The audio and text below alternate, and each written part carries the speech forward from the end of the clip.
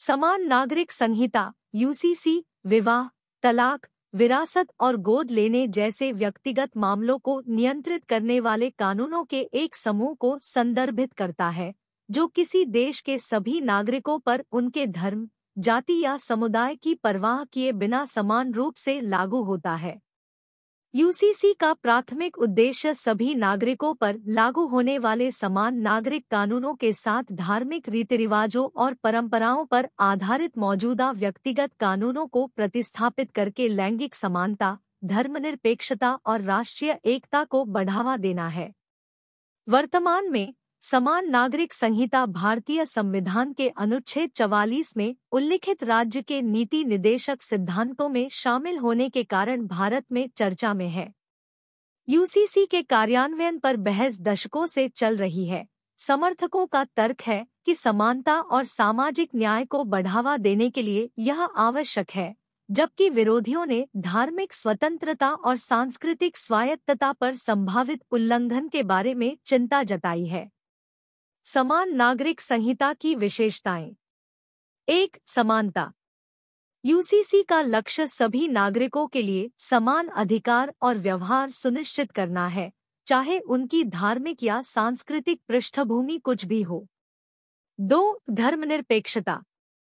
धर्म आधारित व्यक्तिगत कानूनों को समान नागरिक संहिता से प्रतिस्थापित करके धर्मनिरपेक्षता को बरकरार रखा जाता है और राज्य धर्म के मामलों में तटस्थ रहता है। 3. सरलता। एक यूसीसी कानूनी प्रक्रियाओं को सुव्यवस्थित करता है और व्यक्तिगत मामलों के लिए एक समान ढांचा प्रदान करके जटिलता को कम करता है। 4. लिंग न्याय। यूसीसी समर्थकों का तर्क है कि यह कुछ धार्मिक कानूनों में प्रचलित महिलाओं के खिलाफ भेदभावपूर्ण प्रथाओं को संबोधित कर सकता है, जिससे लैंगिक समानता को बढ़ावा मिल सकता है। समान नागरिक संहिता की आवश्यकता। 1. समानता को बढ़ावा देना। एक यूसीसी धर्माधारित व्यक्तिगत कानूनों में निहित असमानताओं और भेदभावपूर्ण प्रथाओं को समाप्त कर सकता है। इस प्रकार कानून के समक्ष समानता को बढ़ावा दे सकता है। 2. राष्ट्रीय एकता। धार्मिक और सांस्कृतिक विभाजन से परे एकता और सामान्य पहचान की भावना को बढ़ावा देकर यूसीसी राष्ट्रीय एकता और सामाजिक एकजुटता में योगदान देता है। 3. व्यक्तिगत अधिकारों की सुरक्षा। सभी नागरिकों के लिए उनकी धार्मिक संबद्धताओं के बावजूद समान नागरिक अधिकार सुनिश्चित करना व्यक्तिगत स्वतंत्रता की रक्षा करता है और धार्मिक पहचान के आधार पर भेदभाव को रोकता है। 4. कानूनी प्रणाली का सरलीकरण। यूसीसी को लागू करने से कई व्यक्तिगत कानूनों को एक व्यापक कोड से बदलकर कानूनी प्रणाली सरल हो जाती है, जिससे कानूनी कार्यवाही में पहुंच और दक्षता बढ़ जाती है। कमियां और चुनौतियां। 1. धार्मिक विरोध। कुछ धार्मिक समुदाय यूसीसी के कार्यान्वयन को अपनी धार्मिक स्वायत्तता पर अतिक्रमण के रूप में देखते हैं और अपने व्यक्तिगत कानूनों को सामान्य नागरिक संहिता के साथ बदलने के किसी भी प्रयास का विरोध करते हैं। 2. कानूनी जटिलता। विविध व्यक्तिगत कानूनों को एक एकीकृत कोड में सुसंगत बनाने में काफी कानूनी और प्रक्रियात्मक चुनौतियां शामिल हैं, जिनमें परस्पर विरोधी प्रावधानों को समेटना और विविध सांस्कृतिक प्रथाओं को समायोजित करना शामिल है। 3. सामाजिक प्रतिरोध।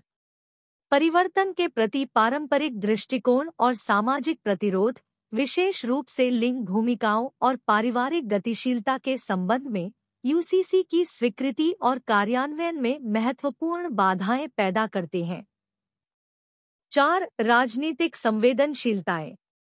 यूसीसी बहस की विवादास्पद प्रकृति इसे राजनीतिक रूप से संवेदनशील मुद्दा बनाती है। राजनीतिक दल अक्सर चुनावी लाभ के लिए धार्मिक भावनाओं का शोषण करते हैं, जिससे आम सहमति बनाने और विधायी कार्रवाई में बाधा आती है। निष्कर्ष। समान नागरिक संहिता भारत में कानूनी सुधार का एक विवादास्पद लेकिन महत्वपूर्ण पहलू बनी हुई है, जो व्यक्तिगत अधिकारों, सांस्कृतिक विविधता और राष्ट्रीय एकता के बीच तनाव को दर्शाती है।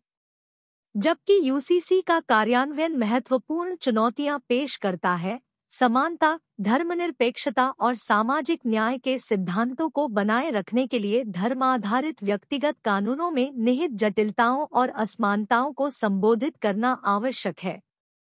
आगे बढ़ते हुए, एक संतुलित दृष्टिकोण जो मौलिक अधिकारों और लैंगिक समानता को सुनिश्चित करते हुए धार्मिक विविधता का सम्मान करता है, एक व्यापक और समावेशी समान नागरिक संहिता की दिशा में आगे बढ़ने के लिए जरूरी है।